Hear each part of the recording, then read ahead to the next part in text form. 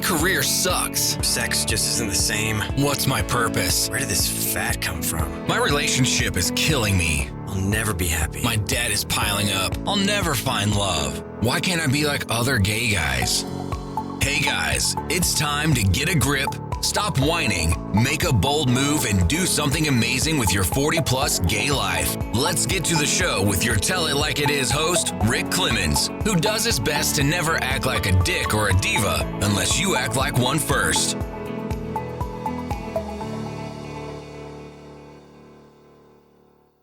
Hey guys, welcome to another episode of 40 Plus Gay Men Gay Talk, and we are officially in Pride season with this episode. I know we did a couple lead up episodes to this, but happy Pride everyone, and I hope everyone's buckled up, ready to go celebrate Pride however it might be for you. And I couldn't think of a better way to kick off truly Pride season than to talk to someone who's deep in the trenches in one of the states where things are a little bit dicey, crazy, lots of stuff coming at him. He is an activist. He's been in leadership in many areas. He's done a lot of advocacy with ACLU. He currently is Equality Texas Interim CEO. And I just thought talking to Brad Pritchett, that's my guest today, would really give us some ideas of like, how do we get into this year? How do we want to show up for Pride? How do we want to keep in the quote fight? Because we are truly in a fight at this point as LGBTQ plus people. And I just thought a conversation with somebody doing what he does would be really helpful to help us stay focused and intentional. So Brad, really glad to have you here on the podcast, sir. Thank you for being here. I'm really happy to be here. I always love a good conversation about Pride. Right. So Pride, let's just start with that. Do you think Pride is taking on a different kind of face this Pride season, given all the stuff that's going on with the current administration? I mean, it is an interesting year for us to have World Pride in DC. I will say that. Yep. Yeah, I think that Pride for us in Texas, especially, has always kind of had a resistance kind of component to it just because of the state government we deal with here. But I feel like we're seeing that a little bit more as people are planning what's happening in Pride celebrations across the country. I also think one of the things about Pride this year is that we have, in some places, Pride organizations that have no choice but to go back to a community-centric model, because we're seeing these larger sponsors that have for years been supporting Pride organizations and Pride parades and celebrations suddenly starting to pull back their support. And those corporate sponsor dollars are having to be made up for by community funds. So I think it's different in a few ways. Like there's definitely a more resistance component to it. And in some ways, I think we might see Prides become more community focused and less about the big corporate sponsors that we've kind of gotten used to seeing in some of these celebrations. So I live in Houston, and our Pride parade, well, we had two last year. Our main Pride parade, the one that's been happening for 30 plus years, is always very corporatized. I mean, it's a lot of floats from, big businesses and big corporations. And I'm wondering if we're going to see the same kind of engagement this year as we've seen in the past based on what's happening at the federal level. I agree. I think it's interesting to see what is. I mean, I think it's all kind of in flux right now. I mean, we're seeing some of the headlines, for all of you that are listening, we're recording this a couple of months prior to Pride kickoff. So we've seen some of the headlines. But what I'm also think is going to be really interesting is like, will some of them actually end up at the last minute pulling through? Will they give us some dollars? Will they finally kind of give the middle finger to the administration and go, hey, we're going to do this no matter what?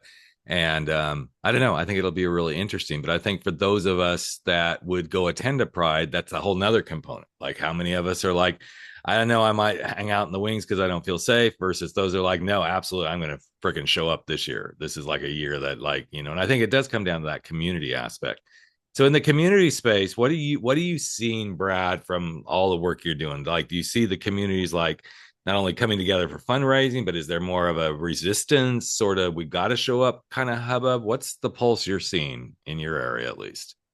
Yeah, I mean, I think it's like both sides of a coin, right? On the one side, you have this onslaught of stuff that's been coming from the federal administration, like all these executive orders and these nasty policies and these awful people being put in positions of power and rolling back things that we've come to rely on as far as like funding for HIV research and, medication that can help people from contracting HIV. Like all of these things have kind of been this onslaught that are designed to overwhelm and exhaust people.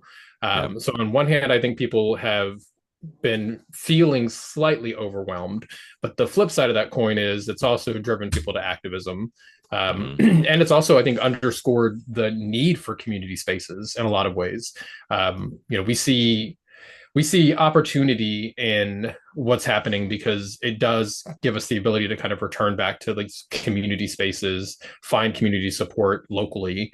And I think that makes it even more important for Pride celebrations, especially because we need to have these spaces where we can come together as a community, especially when we feel like we're under attack at the federal level. And obviously in Texas, we're under attack at the state level.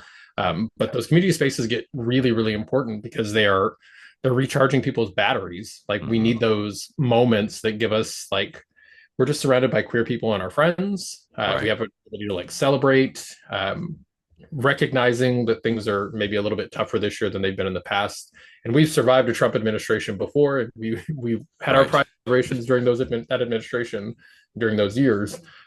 This one certainly feels different. And I know there's heavier weight to it, but I do think that in some ways that makes Pride even more important to us because this is our opportunity to show how visible we can be. It's our opportunity to build community, to celebrate each other, to find support within, the community that we are already a part of, and just remind ourselves that, we've survived tougher periods than anything Donald Trump could throw at us, and our community continue to be here and thrive. So when you talk about community spaces, let's kind of delve into that because I think they can take on a lot of different flavors. And I've had numerous conversations about this. Actually, my husband and I were just recently in New York City and, kind of walking through the neighborhood and 9th Avenue and Chelsea and all that space and down in the Village. And it definitely was alive and vibrant. But there's those that don't live in those spaces. So when you talk about community spaces, I think we can talk about centers, we can talk about places to gather. Some of it could be, religious affiliations where churches that are opening and welcoming. What else do you see as really good community spaces that can help somebody if they're like, I just don't know where I can go find this? I mean, I remember when I was, coming out and trying to figure out like where community was, I stumbled into, I was under 21, but I stumbled into the places I could get into as somebody who was under 21, like the clubs and the dance the dance bars in particular were a big one for me. It's harder for folks who live in the rural parts of the country, especially here in Texas. We're a huge state. Absolutely. There are a lot of queer people who live in really rural parts of the state who don't have resources that are physically available to them locally, or they have to drive an hour and a half to get to the nearest gay bar. So, I mean, that's a real thing, too. One of the things that we've done at Equality Texas, and that I think has been something that we've learned from the larger community centers here in Houston, we have the Montrose Center, which is like our community hub that provides tons and tons of services. But one of the things that we've been doing and that I know Montrose Center has done is provide these virtual spaces for people. And during COVID, we got really good at organizing virtually and building out those kinds of spaces where people could kind of plug in from wherever. So right now in Texas, we're in the middle of our legislative session, and we made a commitment after our last session to build these virtual community spaces for folks, because you may not be in Austin, but you're still hearing about all this terrible stuff that's happening. So we built out these virtual kind of chill spaces for people that are led by like a licensed social worker and some other counselors. And sometimes people can come into those spaces and really just vent about like what they're feeling, what they're experiencing. And sometimes it's about people coming into those spaces saying that they need support of some kind. And then we do our best to connect them to like resources they can access from anywhere. So I think the community space idea it can be kind of anything we want it to be.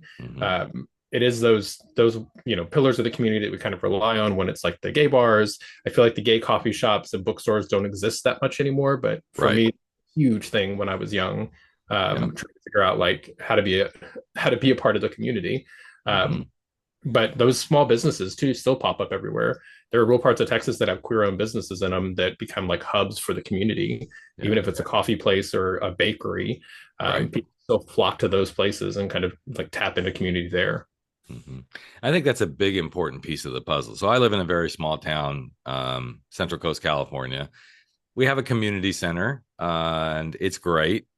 What I notice in our area, it really appeals more to the younger generation, and I'm seeing that there's a like an older generation element. I'm 61, and it's hard to find the community. I know we all exist because I've got friends and stuff in that space, but I think to the point of that ruralness, I mean, I guess you would say center of California, we're kind of rural, so to speak. We are a destination, we are a college town, so that kind of helps. But I think that's what happens for many people is like, I don't know where to go. And I love the virtual stuff. I started a virtual community in COVID for my men. And I'm kind of amazed that like we're still here. We do it once a month now. It's been going on ever since we started back, when COVID hit. But it really does create community, it creates camaraderie. It helps you see that you're not alone. And I hope that if anybody's listening, I know there's a lot of guys that are in the rural spaces that listen to this podcast, to maybe think about, where can you reach out there? I love the idea of a coffee house or a bookstore or something that is run by, someone in our queer communities, maybe just reaching out to them and saying, hey, what can we do? How can I, connect? Maybe there's something that can happen. I know one bookstore that I was working with, they were doing virtual, book readings, all that sort of stuff. And it was yes, it's not the same as being in person. Let's be honest. Okay. It's not the same as connecting, but I can tell you, they have said they have seen more people create long lasting connections and friendships in that virtual space. I know my community, I see the same thing. I mean, there are a lot of guys that have connected through, my once a month thing that have become good friends. Then they travel, they see each other. So I think these are really amazing spaces for us to all kind of step into. Yeah, and I mean, we did during COVID. We started like a queer game night with, like me and one friend. We were like, let's do a queer game night. You can get those virtual games. Everybody can play through Zoom and stuff. And then we just kind of branched it out and invited other people. Like I would invite people that I knew, they would invite the people that they knew. And I made great friends during COVID. Like we would do it once a week. We couldn't go anywhere. So instead of going out on a Saturday night, we would like play a couple hours worth of games. And then when we were able to, like the COVID, the whole pandemic is not actually over, but when the quarantine component of it kind of faded away, I got to meet all these people that in person at some point. Like, I would travel to different places in the state because my job requires me to do that. And I would go to a place and I already knew like people because people were like in these more rural parts of the state. And we were just kind of reaching out through like Facebook and Instagram to invite people into it. So you can build these relationships that last a longer time based on just kind of the virtual engagement, which I thought was one of my great takeaways from COVID was I made friends through game night that I still have today. It's such a valuable thing. And this is one of the biggest things. I'm sure you've heard this, Brad, over and over. Connection right now is really important. And it's also really hard. I hear that when I'm coaching gay men through this for sure. I just can't seem to make connections. I can't seem to make friends. I'm like, well, don't give up. You may think you've tried everything, but there's so many options. And I do believe this is one of the greatest opportunities we have as a community, quite honestly, as a society, is to like find ways to create connection all over again. But let's get to the nitty gritty. What are some of the biggest fights on your hands right now? I mean, I know there's probably hundreds, but like when you think about what you're fighting for, and let's bring it to just your world of Texas, which I know is part of the bigger picture too. But what are some of the biggest fights you see in front of you right now? I mean, for us in Texas, as we're talking about this, we're getting near the end of our legislative session here in Texas. We're fortunate that our legislature is a part-time legislature. There are people who, say, well, I wish the legislature was meeting full-time year-round. And I'm like, please don't do that to me. I like having a part-time legislature in a place that's hostile to queer people because it limits their ability to actually do harm. So one of the things we're looking at in Texas right now is we have over 200 anti-LGBTQ bills that were filed for this session. That for the last 3 legislative sessions, we've kind of seen this steady increase. We used to have this pendulum effect where one session we would get a lot of bad bills and the next session it would swing back the other way and it wouldn't be so bad. Then a few sessions ago, it just kept climbing and climbing and climbing. So we've not seen the pendulum return yet. I'm hoping we will. I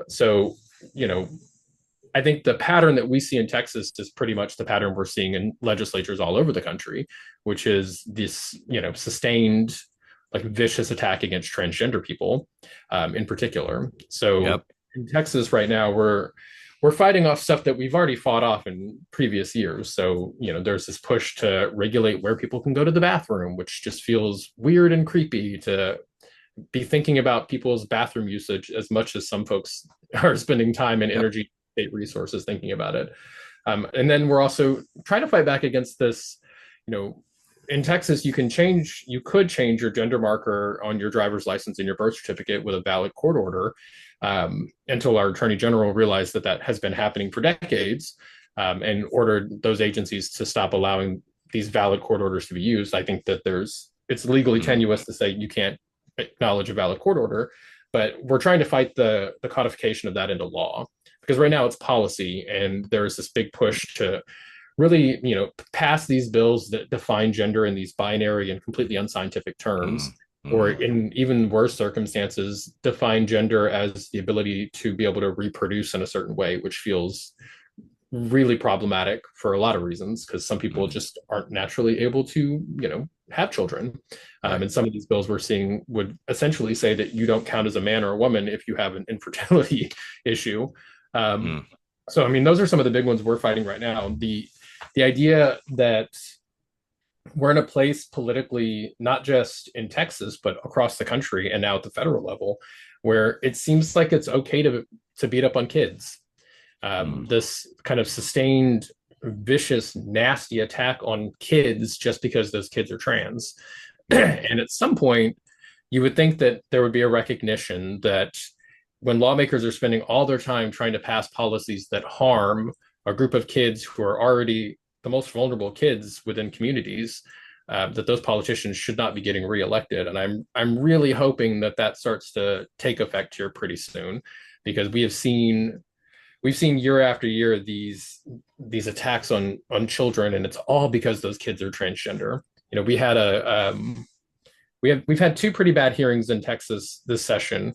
One about a bill that essentially provides a carve out for child abuse if you're not affirming a child's gender identity or sexual orientation. For no reason whatsoever would we ever carve out, like, it's okay to do these bad things for any other group of people except queer people, right? So that was a hearing we had not that long ago that was pretty awful. Overwhelmingly, the people who came out for that bill were against it instead of the people who were supporting it. And then we literally just had a bill that we had a hearing on yesterday, that was about defunding any public school if somebody in the school affirms a trans person's identity.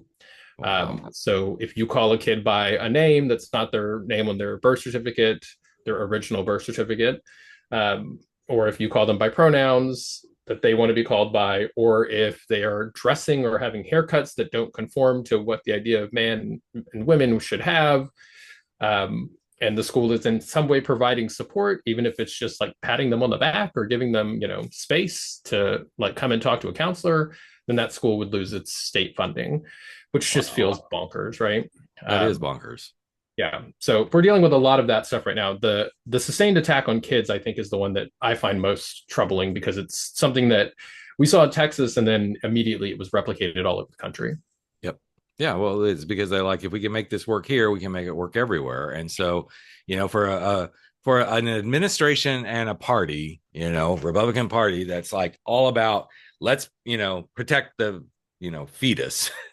Yeah, this just blows my mind that these things are being done. And yet, I have people in my circle of, sometimes it's hard to say, they're not really friends, they're acquaintances at this point, that are so adamant about, that, and then they allow this other stuff to go on. It's frightening is what it really is. It's very frightening, because I think for many people, to your point that you made, Brad, like, this would not be happening in any other way towards children. None of this would be tolerated. None of this at all would be tolerated. But for whatever reason, this is the thing, which is interesting to me. I would love your insight into this, because I have a perspective, but what the hell do you think it is they're so afraid of? Honestly, I feel like a lot of it is just deflection. It is about how can we see, right-wing conservatives, certainly, for years have looked for something that they can point to that says, this is the thing that's the source of your problems. It's not us and our failed leadership. It's something else. It's someone else. Always. Like, it's always someone else. Like, who is the scapegoat? How do we deflect from our failures, so that you're not recognizing that your lot in life is actually being caused by politicians and not by, immigrants or undocumented people or trans people or queer people. In Texas, I think it's one of the things that's interesting is, our state leadership has been under Republican control for 20 plus years. And we have leaders who turn around constantly saying, things like, well, the public education system in Texas is, completely destroyed. Our infrastructure in Texas is completely destroyed. And the response should be, y'all have been in charge all of this time. If it's that way, it's because you contributed to that. Yep. So I do think that, once upon a time, I think we would say like, well, it's just ignorance. Well, once you get to know somebody, you'll change your tune on them. And in some cases, I think that might be true. Like, there are people who legitimately can have real meaningful conversations. And once they have that conversation, maybe their worldview changes a little, or they're willing to have a broader discussion. But I think a lot of this is just like, how much harm can we do? Cruelty is the point. Like, we don't like these groups of people. We don't understand them. We don't want to understand them. Their existence is a threat to the worldview that I have. Therefore, we have to do everything we can to legislate them out of existence. And I know that sounds dark, but that is honestly, I think, the pattern that we've seen taking place, not just in Texas, but across the country, and certainly with the folks who are in power in Washington now. This idea of weaponizing government against people you don't like to legislate them out of existence or make their lives so difficult that it's almost impossible for them to participate in public spaces and exist in those spaces. Do you see us being able to rise above this? I guess that's kind of one of the things I've been having a lot of conversations about too. I will say I wouldn't do the work that I do if I didn't think we could win. Right. Yeah. And I agree. It's just a matter of, at some point there has to be the tipping point, right? Yes. At some point, all the things they're doing to attack trans people and queer people now, because we are returning to this point where now we're not just talking about trans people. Now they're talking about sexual orientation. Now we're talking about marriage. Now we're talking about things that keep us alive, like, robbing funding for PrEP and, reducing the ability for people to get tested without spending money on it. All of these things are about, about stuffing people into boxes that don't fit, right? Yep. It is about saying, this is how you have to live, and it's this or nothing. And if you're not willing to do this, then we're going to make your life so difficult that you're not going to be able to survive one way or another. You're not going to be able to get a job. You're not going to be able to have housing. You're not going to have healthcare. Your kids aren't going to get education. You're not going to be able to afford anything because, the prices of everything are going to be so, extraordinary. But I do think that there is a path forward for us. We win every day just by showing up. We win every day that we are willing to stand up and say, what you're saying is a lie. This idea that, politicians, and I'm not a politician, even progressive politicians fall into this, I think, pattern where they will not call a lie, right? They will say, well, this is misinformation. I think that that's lazy in some ways, right? If it's a lie, call somebody a liar. And if they're offended by being called a liar, then stop lying. Right. And I think we see these interactions at the federal level happening right now where you have, these anti-trans members of Congress using slurs in hearings, using these awful slurs in hearings and saying it over and over again and proud to say it. And the pushback we get from the other side is, can we remind the gentle lady that and not use these words? Like, no, we need more like Jasmine Crockett's. We need more Greg Kassar's. We need more AOCs who are willing to call that out for what it is. So I think there's a path forward, but it's going to require people doing stuff across different issue areas as well. For queer folks, our fight as queer people is always going to be wrapped up in the same fight for bodily autonomy. So abortion access. Our fight is always going to be wrapped up in legal status, because so many queer people come to our country seeking asylum because they live in countries where they will be killed for being queer. So our fight has to be with the undocumented community. So there's a point where the intersections of who we are will become so powerful that I feel like we can't do anything but win. Mm-hmm.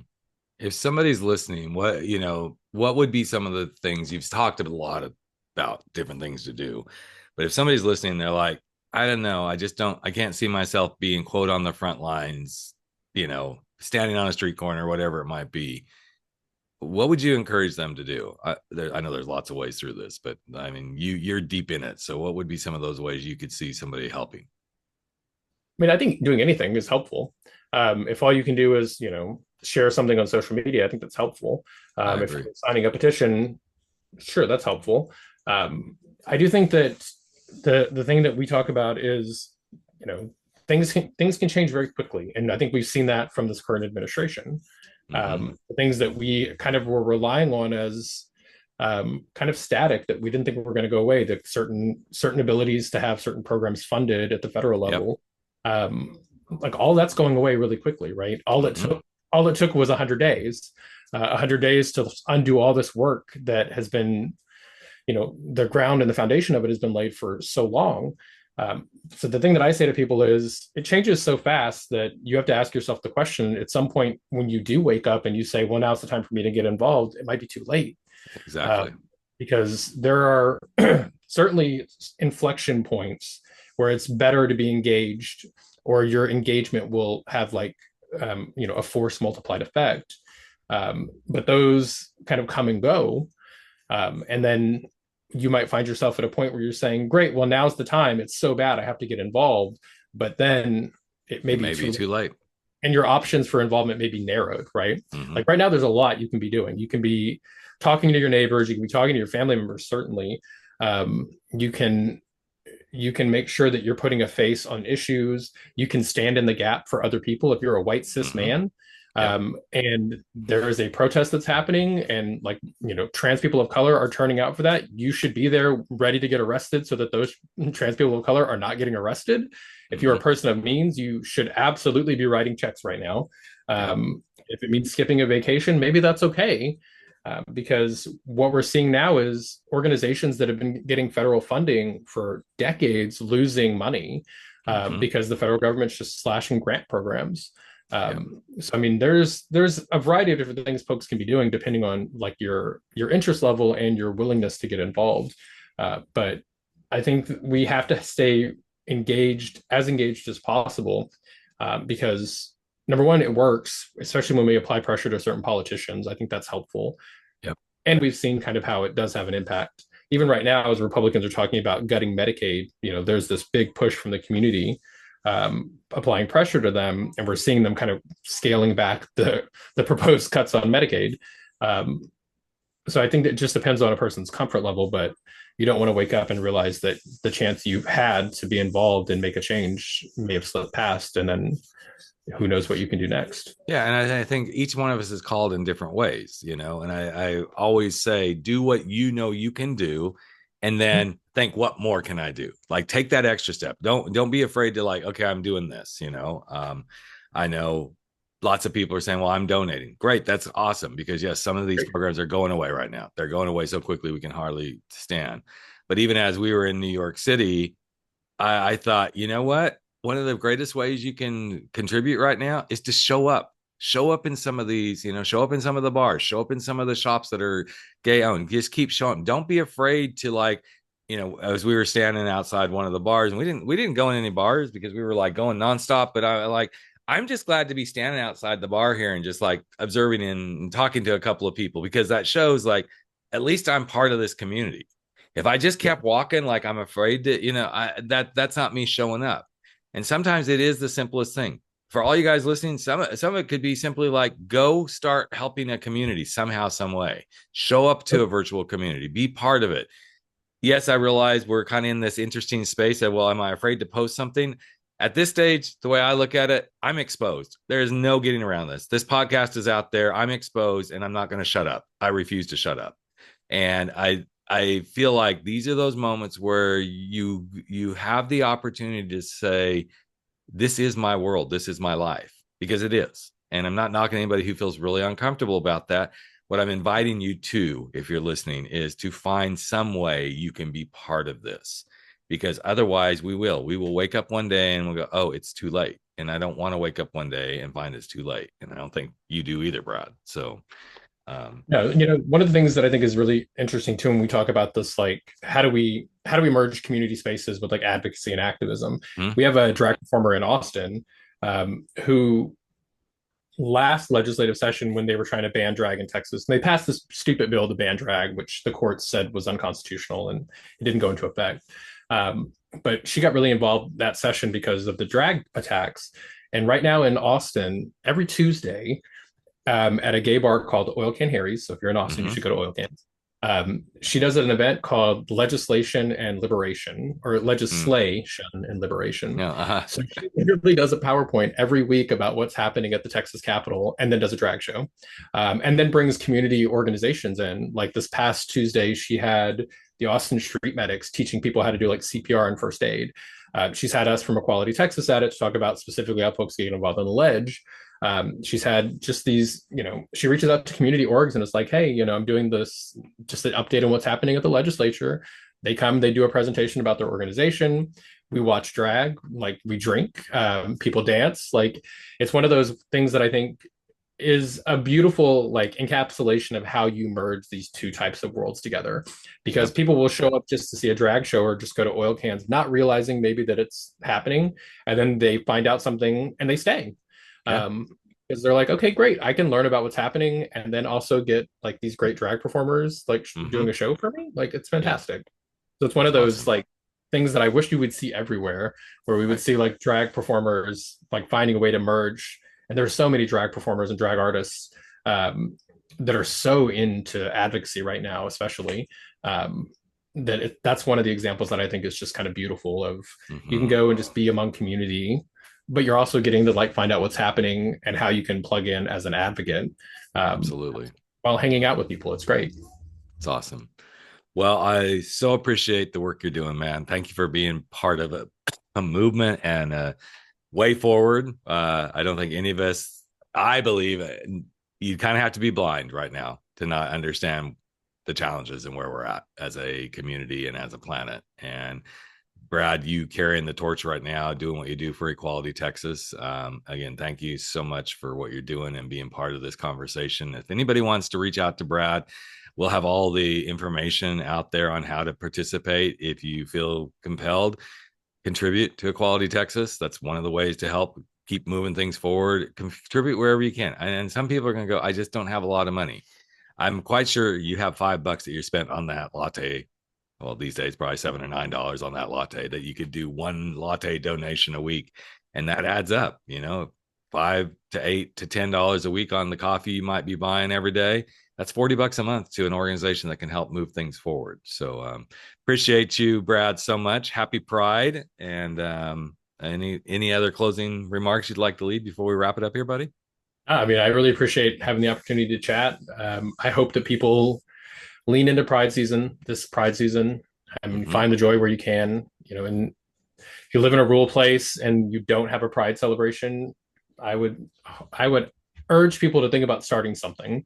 It doesn't have to be a giant parade. It doesn't have to be a giant festival, but even it could be a simple gathering of, hey, let's celebrate Pride as, it's a backyard barbecue. Or if you're at a LGBTQ affirming church, we've got some Pride celebrations in Texas that were started by churches, which are fantastic. Awesome. I really want people to lean into Pride, find that queer joy this year, and find community and support where you can. I agree. And wherever you are, please go enjoy Pride. Be prideful every day, of course. It's not just one part of the season, but more than now, I think now more than ever, it's time to let our voices, our presence, and everything be seen and heard. So thank you again, Brad. Thank you guys for listening. We'll be back next week with another Pride celebration episode. And again, thank you for being part of my world. And don't forget, every third Monday of each month, we do a little community gathering called 40 Plus Gay Men Gay Talk Chat. And we would love to see you there. Everything is on the website. So have a good week, everyone. And thank you again, Brad, for being here, buddy. Truly appreciate you.